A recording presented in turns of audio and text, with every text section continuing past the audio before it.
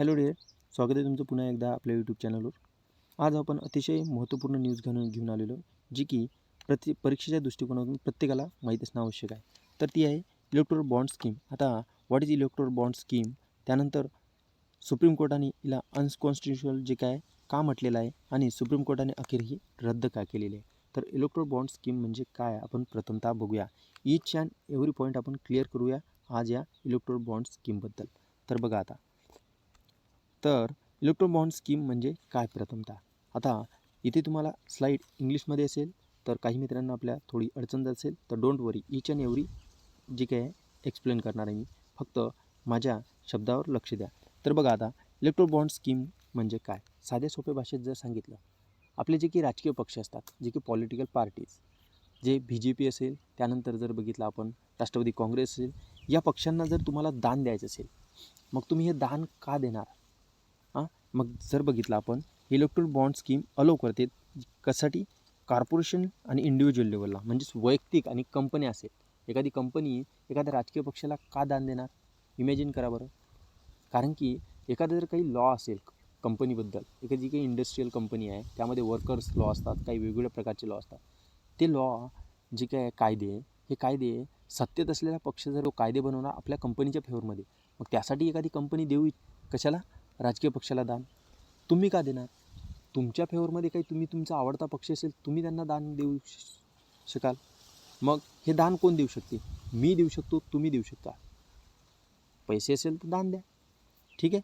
मग कोणी पण दान करू शकतो, जे की एखादा सत्तेत असलेला पक्ष आपल्या फेवरमध्ये निर्णय देऊ शकेल, त्यासाठी आपण दान करू शकतो. एखादी कंपनी, तिला वाटत असेल की आपल्या कंपनीच्या फेवरमध्ये काही निर्णय आले पाहिजे पक्षाकडून, तर त्यासाठी ती कंपनी त्या पक्षाला दान देऊ इच्छिते.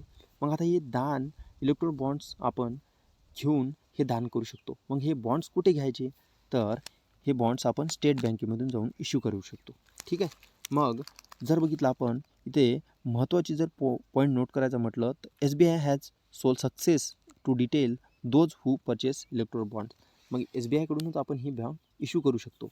मग जर बघितलं तर या स्कीमनुसार जर बघितलं आपण आता, जर तुम्हाला एखादा बॉन्ड तिथून SBI मधून घ्यायचा आहे एखाद्या पक्षाला दान करण्यासाठी, मग सपोज तुम्ही बँकेच्या त्या ब्रँचमध्ये असाल. ब्रँच कोणती, जी की ते बॉन्ड्स इश्यू करण्याच्या रिलेटेड आहे. मग त्या जर तुम्ही त्या बँकेच्या ब्रँचमध्ये गेले, मग तिथून काय करसाल, मला या पक्षाला मला दान करायचं आहे, मग तिथून बँक ते बॉन्ड्स इश्यू करेल त्या पक्षाच्या नावाने. मग ते बॉन्ड्स तुमच्या हातात देईल आणि तिथून मग तुम्हाला कुठे जावं लागेल, ज्या पक्षाला तुम्ही दान करता त्या पक्षाच्या पार्टीकडे. मग त्या पक्षाच्या ऑफिसमध्ये गेले, मग तिथून मग त्यांना तुम्ही सांगाल की मी तुमच्या पार्टीला एवढे एवढे रुपये दान केले. किती रुपये दान करू शकतो आपण, 1,000पासून ते 1 करोडापर्यंत आपण जे काही बॉन्ड्स घेऊन दान करू शकतो. मग तिथून मग पार्टी काय करणार, ठीक आहे, तुम्ही आम्हाला एवढे एवढे दान दिले. मग त्या पॉलिटिकल पार्टी, जे काही राजकीय पक्ष आहे ज्याला तुम्ही दान दिले, त्या पक्षाला या SBI कडून 15 दिवसाच्या आत तुम्हाला ते बॉन्ड इश्यू करून घ्यावं लागेल त्या पार्टीला. कारण की जर ते 15 दिवसाच्या आत त्यांनी इश्यू करून घेतले नाही, म्हणजे पैसे त्यांच्या अकाउंटला ट्रान्सफर करून घेतले नाही, तर प्राईम मिनिस्टर फंड्समध्ये, ते रिलीफ फंडमध्ये ॲटोमॅटिकली डिपॉझिट होतात. तर कळलं आता की इलेक्ट्रोल बॉन्ड स्कीम काय आणि कोण इश्यू करते, SBI करते. आणि ते SBI इश्यू केल्यानंतर कोण देऊ शकतो, आपण कोणी पण देऊ शकतो, वैयक्तिक लेवलला देऊ शकतो, एखादी कंपनी देऊ शकते. का देऊ शकते, कारण की त्यांनी एखाद्या सत्तेत असलेल्या पक्षाला जर दान देतो म्हणलं तर आपल्या फेवरमध्ये, म्हणजे ही स्कीम कशी आहे, मी तुम्हाला काय देतो त्या बदल्यात तुम्ही काहीतरी द्या, अशा पद्धती स्कीम आहे, जे की राजकीय पक्षाच्या संबंधात दान करण्यास संबंधित. तर इथे मराठीमध्ये आहे, तुम्ही ते वाचू शकता, ठीक आहे. त्यानंतर जर बघितलं आपण, आता हे बॉन्ड म्हणजे किती रुपयापर्यंत इश्यू करू शकतो.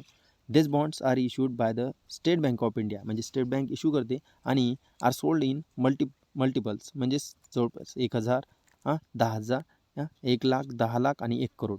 तर ते 1 करोडापर्यंत तुम्ही ते बॉन्ड घेऊ शकता आणि डोनेट करू शकता.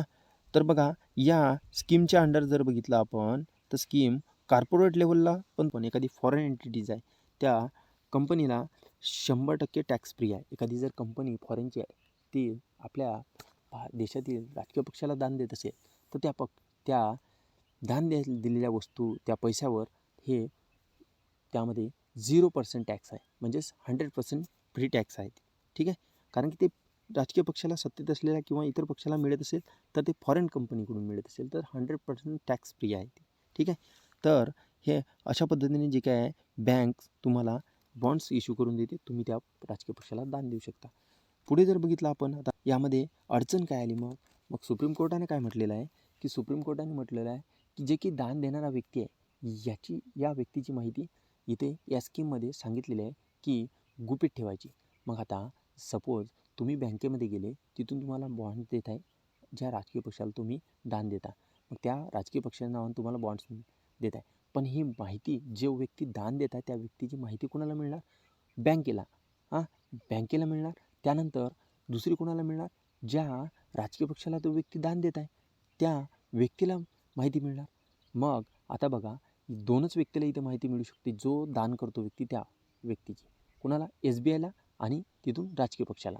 मग इथे जर बघितलं तर सामान्य माणसाला, नागरिकाला, भारतीय नागरिकाला आपल्याला या व्यक्तीने ज्या व्यक्तीने दान केलेले आहे त्या व्यक्तींची माहिती आपल्यापर्यंत पोचत नाही.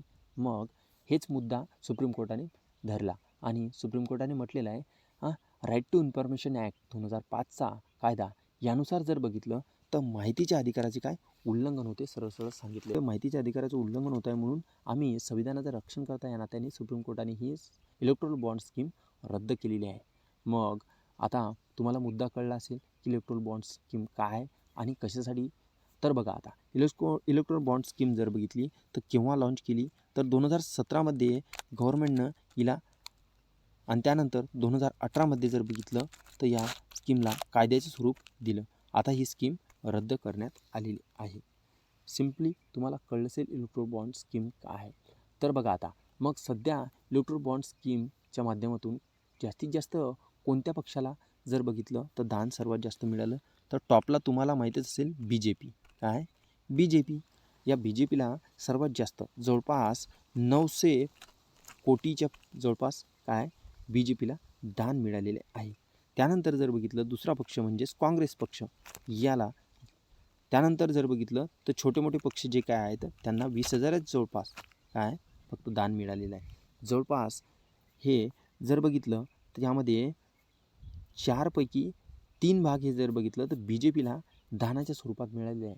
तर एवढे मोठे सारे दान एका पक्षाला जर म्हटलं तर एक प्रकारचं काय एक तर न सांगता म्हणजेच त्या व्यक्तीची माहिती हे दान दिलेले आहेत, कोणी दिलेले आहे सर्व काही सामान्य नागरिकाला कळत नाही आणि या व्यक्तीची माहिती फक्त SBIकडे आणि त्या पॉलिटिकल पार्टीजकडे राहते. म्हणून राईट टू इन्फॉर्मेशन ॲक्टचं म्हणजेच माहितीच्या अधिकाराचं हनन होते. त्यामुळे इथे सांगितलेलं आहे आणि त्यामुळे सुप्रीम कोर्टाने ही स्कीम रद्द केलेली आहे. आय होप जे काही आहे पॉईंट ते तुमचे क्लिअर झाले असेल अवघ्या शॉर्ट व्हिडिओमध्ये. Thanks for watching this video. जर अशाच पद्धतीचे जे काही नवनवीन करंटचे जे काही हॉट टॉपिक आहे पुढे सुप्रीम कोर्टाने इंटिमेशन पण दिली SBIला की सांगितलं 6 मार्चपर्यंत आत्तापर्यंत जेवढे काही दान दिलेले आहेत त्याचा रेकॉर्ड सर्व काही आम्हाला द्या आणि इथून आता हे स्कीम पूर्णतः बंद करा, हे बॉन्ड पूर्णतः बंद करा आणि इलेक्शन कमिशनला पूर्ण माहिती सोपवा आता जे आतापर्यंत दान दिलेले आहे. तर ओव्हरऑल सर्व या स्कीममध्ये. Thanks for watching this video मित्रांनो.